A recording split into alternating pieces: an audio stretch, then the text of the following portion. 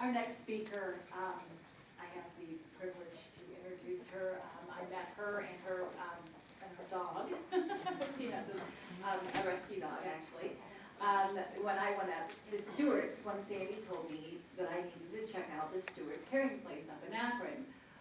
Becki Brown was one of the very first people that I met there as she was working there at the time, and I knew then that just from meeting her that this was going to be a great organization, and they're mentoring us as well.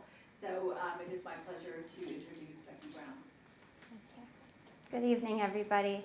I'm so fortunate to be here and just wonderful to see what's been created in this community. I wanted to share a little bit of my story with you. To start off, I have no character underpants, so just for that detail out of the way, we're good there. But I did want to share with you, about 24 years ago, I had a lot of pain in my right arm. And that's how the story starts out a lot of times. Something's wrong, something's painful, something hurts, something's not quite right. And my right arm was hurting, and I was 9 years old. Like a lot of people, both my parents worked, and I went to daycare in the summer when school was out of session. And I was a pretty mean wiffle ball pitcher. So I was out there throwing the ball every day over the mound. Of course my arm hurt. My parents took me to a few different doctors, and they said, well, we don't see anything wrong with her arm. We might want to investigate her chest. Something might be wrong there. Or she's developing, she's growing, things sometimes hurt. So we went to another physician who recommended an x-ray, and I had one on my 10th birthday. So I get the birthday thing. And that x-ray showed that I had a massive tumor from my breastbone through my ribs, attached to my spine. It was about 3 grapefruits, put that together. And the doctor, very kind, but said, you know, I'm really sorry. She's so young, but I think she's got about 4 to 6 good months left. You guys can head home, get comfortable. Anything she wants to do, I recommend that you do it. So you could go down to Florida. Anything she wants to do, go ahead and do it. She'll be healthy for a little while. My mom was 31. She didn't really like that answer. My dad thought there was more for me. They took me to another care provider. He saw us on a Saturday. The clinic was dark. Me, my parents, the doctor, my 6-year-old brother. Puts my x-ray up and he said, we're going to get started today. I said, okay. I said, well, what is it? Because I still didn't know. All I knew was my arm hurt, and I thought it was because I was a darn good pitcher. And they said, well, we're going to admit you today. We're going to get started today, and this is the next step to take. I interrupted. I said, I'm really sorry. I have a test on Monday. I won't be able to come in. My mom kind of sat down. She's like, it's okay. They totally understand that. They're going to talk to your teacher, Miss Andrick. It's all going to be fine. We can still get the test taken care of. Okay. I was on board. I was there for 14 days. I had a port placed. I had a biopsy. I had my first round of chemo. And in that 14 days, my parents sat me down and said, we've got something to tell you. You have this really interesting thing called cancer. But it's okay. It's going to be a good and positive thing for your life. We just don't know how yet, but it is. You might not feel good all the time. Your hair's going to fall out. I thought they were totally nuts until they took me around the unit and showed me all these kids that didn't have hair. Okay. They put a name to what hurt so bad. It was called osteosarcoma. Boy, that sounded like a big word for a 10-year-old kid. And they introduced me to the girl across the hallway in room 6206, and she had osteosarcoma too. The months went on. Everything they said was right. My hair fell out. I felt like crap. I got to know the other kids, and my support circle was that 6-year-old brother, my favorite American Girl doll, Molly, my parents, and the girl across the hall. And the girl across the hall, one day she left early in the morning. I didn't see her all day. She came back at night, and her leg was gone. And I said, Mom, Her leg is gone.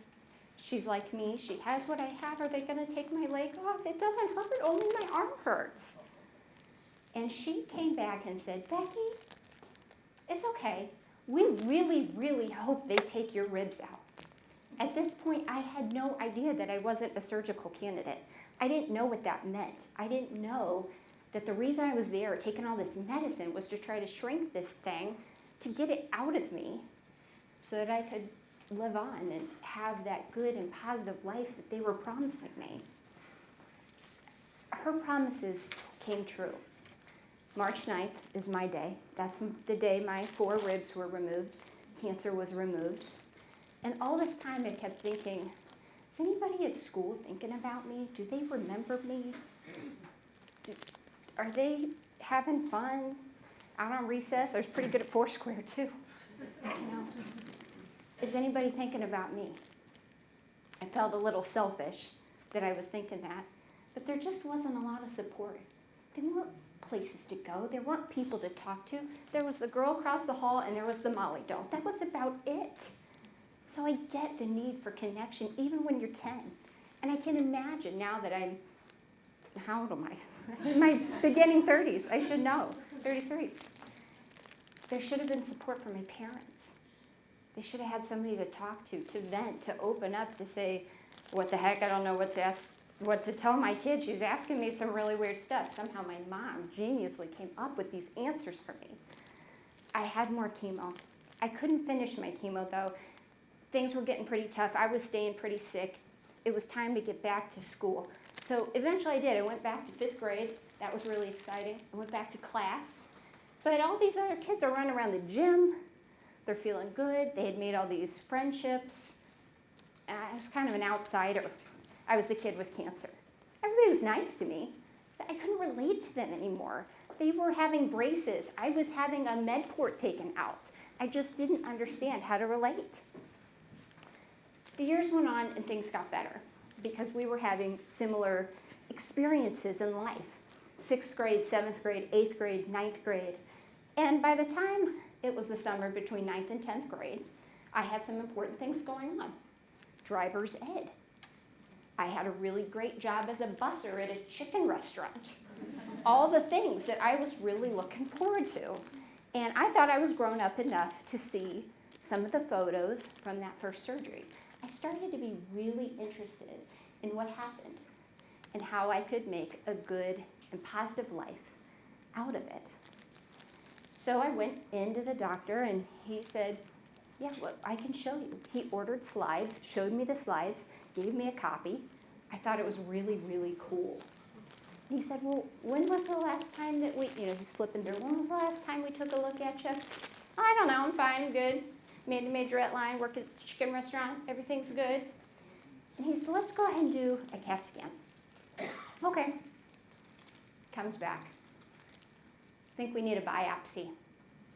Went in for the biopsy. Woke up in the recovery room. There's a med port.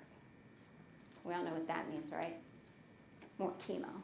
This darn cancer is back. I cannot believe it. I've got really important things going on here. No more school. The way I connected to other people was gone again. The internet was starting to come out. So AOL, a couple people had it, but not really. You know, the ba-ding, ba-ding, ba-ding, you're waiting and waiting for that thing to connect. So I said, well, okay, it's summertime. I really want to just turn 16. Why don't we wait for chemo till my 16th birthday? My birthday's in November. I was diagnosed in July. But to a kid who only wants to turn 16, that was the most important. My doctor, who was extremely kind, said, you know what? Why don't we start right away and see if we can get you done by the time that you are 16. We'll find you some other people to talk to about this. We know a few kids. And I had gotten to meet a few over the years. So girl across the hall had gone on to much better things. She'd done just fine. Molly doll, I graduated from.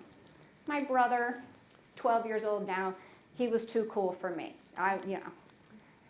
So I had my mom, my dad. I had a friend named Tom who had leukemia. Tom had a friend named Josh who would come visit him, a couple friends at school too. So my support circle was back, even though we didn't have anything like the Gathering Place or Whit's End or Stewart's Caring Place. They just didn't exist. So I hurried up and had the chemo and visited my friends, Tom and Josh, and we were planning a party. It was going to be Tom's 17th birthday, my last week of chemo, and it was going to be 2 weeks before my 16th birthday. I was so excited.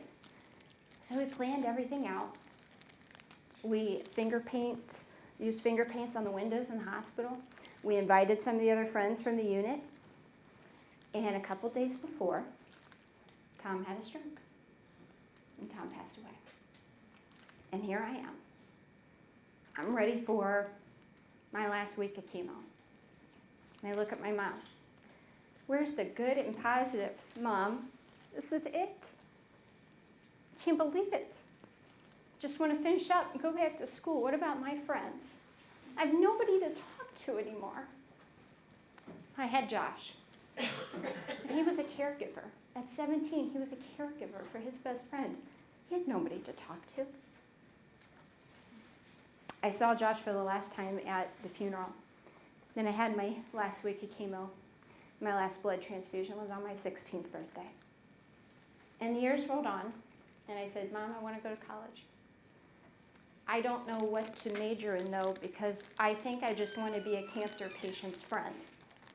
I want them to know that they're not alone, and I'm not really sure where that's at in the catalog for Kent State University. She said, well, there's a few different things you could try. And after a few years, I was able to earn a master's degree in human development and family studies. My first job was at a local hospital in their outpatient cancer center in non-clinical patient education. I then worked at Stewart's Caring Place as a program director, and I am now a mastectomy fitter for a local boutique for ladies who have had breast cancer. And it has been the honor and privilege of my life to do so.